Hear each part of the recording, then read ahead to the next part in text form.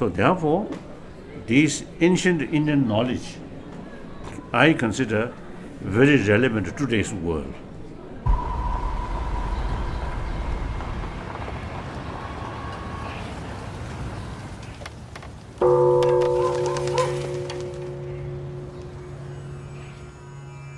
Nestled in the hilltops of the Dhauladhar mountain range in Dharamsala, India, a small pocket of Tibetan Buddhism thrives.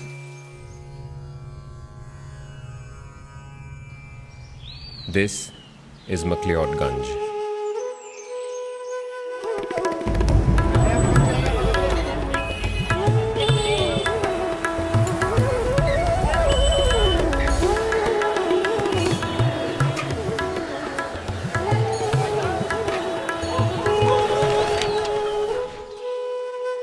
It is home to His Holiness Dalai Lama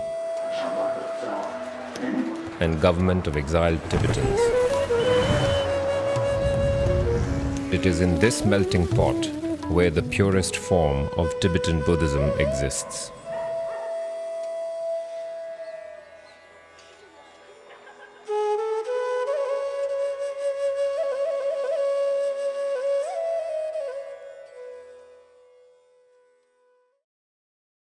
People make it difficult to explain Buddhism, something like to be in a monastery or go in the forest or do the meditation. This is no. Actually, Buddhism is the art of living your life. Buddhism is talking about reality. Reality means we are impermanent. We are going to die. We are all going to get separated. These are the realities, unavoidable realities. So when those situations happen in your life, sufferings, problem, illness, death of family members, how are you going to cope with that? You see? And the purpose of knowing the reality is, much of our suffering is because of ignorance. So just to remove this ignorance related to your body, related to your mind, it's important to get that knowledge from every quarter. It's a path of happiness, as the Buddha himself said. I mean, it's for overcoming suffering, it's not for creating suffering.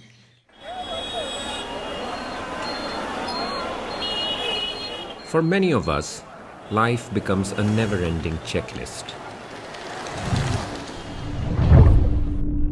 Events become tick marks. Days, months fly by. We are forever running in a frenzy to grasp the future. What's next? Here, in McLeodganj, a profound sense of peace and serenity flows under the rush of humanity. The red and ochre robes, the monasteries and temples, the valleys and mysterious mountains. Perhaps in this simplicity, there are spiritual answers to a life of fully realized existence. The modern way of life really reminds me the encounter of Angulimala with Buddha. You must have heard that story. Angulimala, very famous, kind of dacoit, who had made a wrong teacher, who had asked him to, kill 1,000 people and cut their finger and make a rosary. And if you are able to, kill 1,000 people, then you will achieve certain siddhi, certain realization. So he already killed 999 people. And he was looking for the last one. And it said that on that day the Buddha realized that now this is the time to, tame this person. So finally Buddha appeared. Angulimala was very happy. Now this is the last person I have to kill. So he started chasing the Buddha. Buddha was walking slowly. And he was running like the modern man. Right? But he was not able to catch Buddha. Then he said, "Stop who you are. Are you not afraid of this dreadful Angulimala?"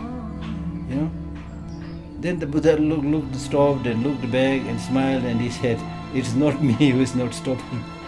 It is you who is not stopping." And then he stood there. And then Angulimala was really speechless.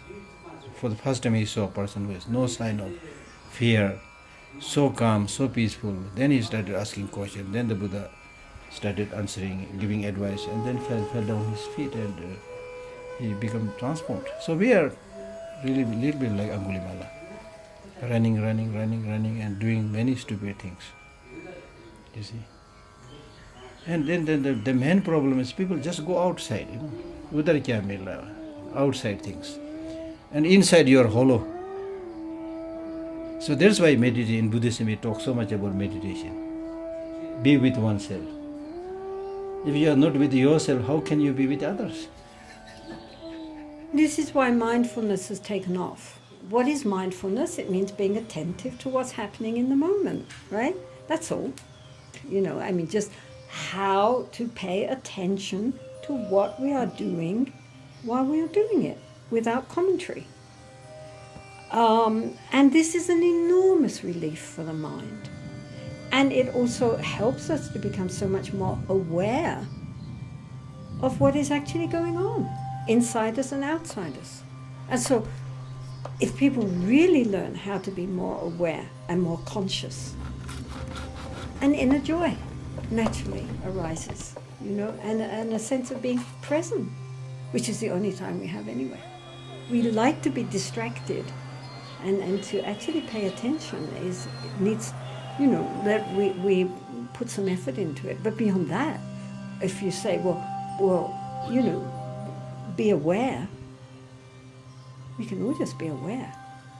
So it's a very, very helpful and important technique which doesn't require any great training. It just requires that we remember to remember. Yeah? That's Tenzin Palmo, a major feminist force in Tibetan Buddhism. She was an ordinary British librarian who was unfulfilled by the London lifestyle. She took a permanent break and found her calling in northern India. From meditating in an ice cave for 12 years in the Himalayas, surviving brutal temperatures of minus 30 degrees Fahrenheit, to founding her very own nunnery, Tenzin Palmo was conferred the rare title of Jetsunma, or Venerable Master, for her spiritual achievements and her efforts in promoting female empowerment. She hasn't looked back. Learning we can get from everywhere. We go to school, we go to university, we manage to learn so many things. Whether it's science or technology or spirituality, you can learn. But then after learning all this, what are you going to do? Unless you are able to use it for the well-being, peace, harmony and happiness of others, then your knowledge just making money. Geshe Lhakdor emphasizes how we should also be mindful about learning.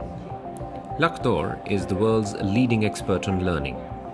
To attain the title of a Geshe, he had to study Buddhism for more than 40 years, serving a myriad of roles while doing so. The translator and religious assistant to His Holiness Dalai Lama since 1989, an honorary professor at Emory University and the University of British Columbia, and recently the director of the Tibetan Library and Archive. His perspective on knowledge reflects the very heart of Buddhism that traces all the way back to the day Siddhartha Gautama became the Buddha.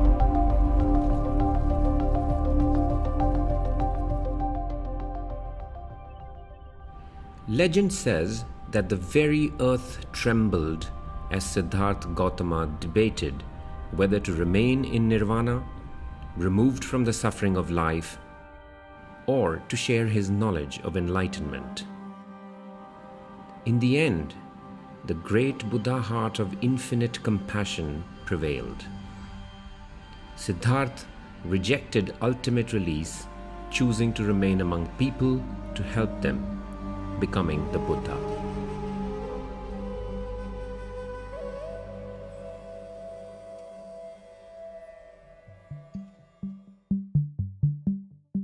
We have this habit of getting easily attracted by the sensual objects.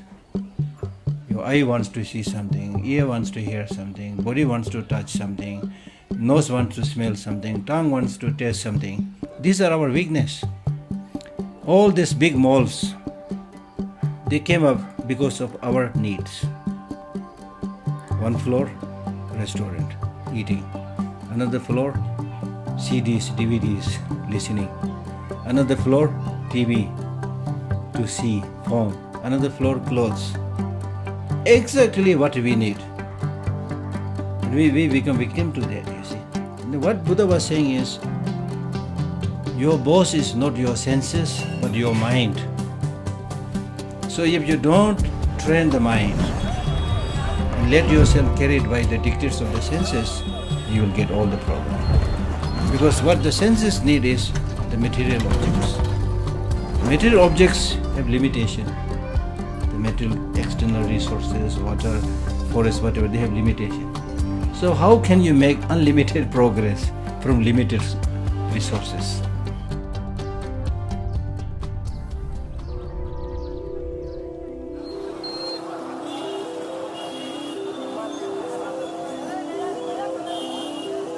We need money, we need facilities, but that's not the most important thing. The most important thing is your integrity, your inner value, your inner sense of serenity, composure, to be surrounded by loving people, compassionate people, to have your mind, undisturbed. If you have that, even if the whole world is topsy-turvy, you will still be happy. The problem with the world today is my peace and happiness is very much dependent on external situations and events. Now imagine if you make yourself vulnerable to the fluctuating situations and events, you will be tossed around. You will never get peace and happiness. But what is taught in Buddhism is, even if the situation is really difficult, we do experience such difficulties. But even at that time, make sure that you don't get disturbed. If you know the reality, then there's no reason to get disturbed, you see. And people who don't know the reality, then they get disturbed. Out of ignorance, we project a sense of permanence onto impermanent conditions. Many of us share this mindset, and since life is in constant flux, we are always going to be disappointed by change, destruction, and loss.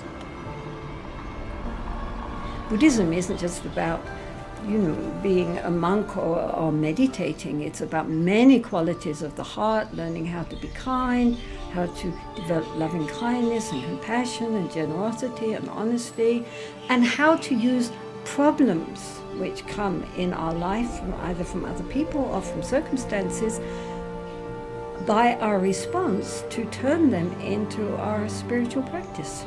This is very helpful for people to recognize that it's not what happens to us which is the problem.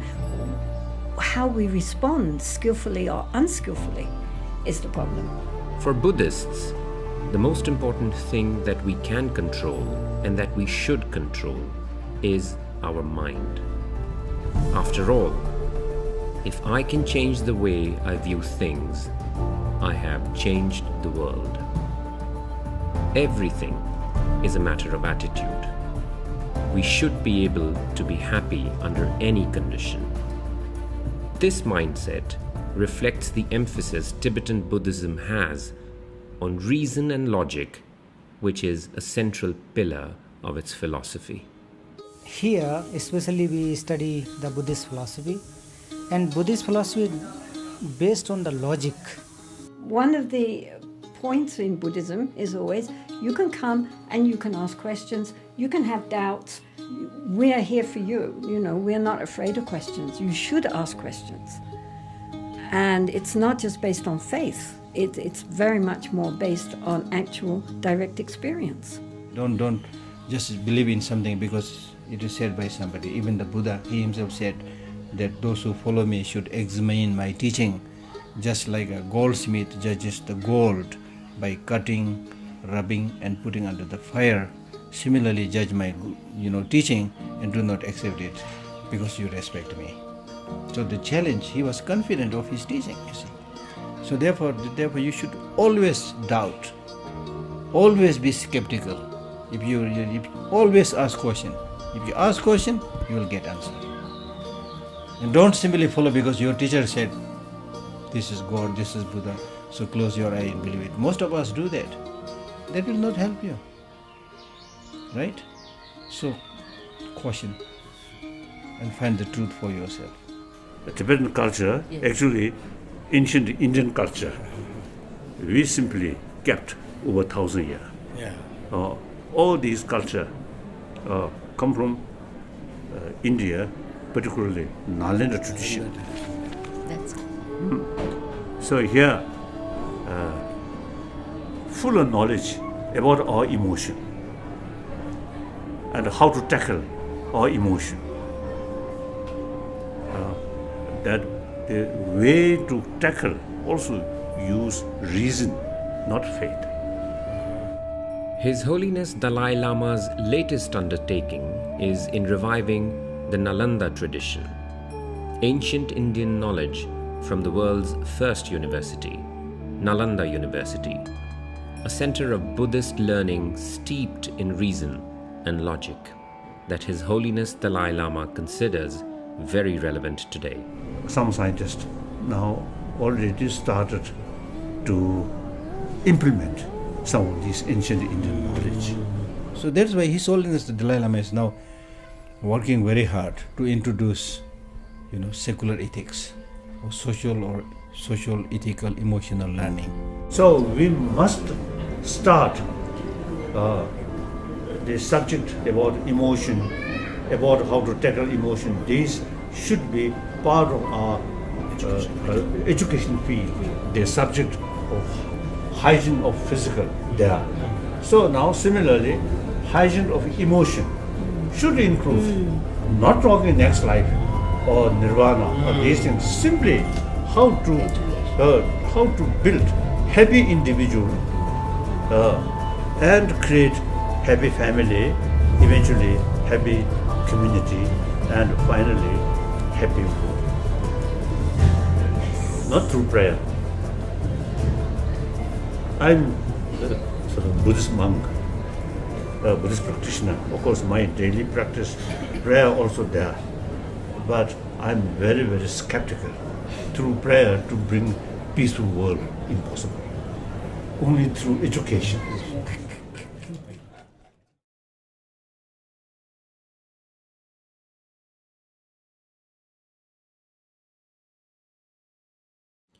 The Buddha calls on us to adopt a way of life, to be our own Socrates, to be mindful of the life we are living now, to take a break from all the distractions of our bustling lives and reflect, really question if our modern consumerist lifestyle will lead to happiness.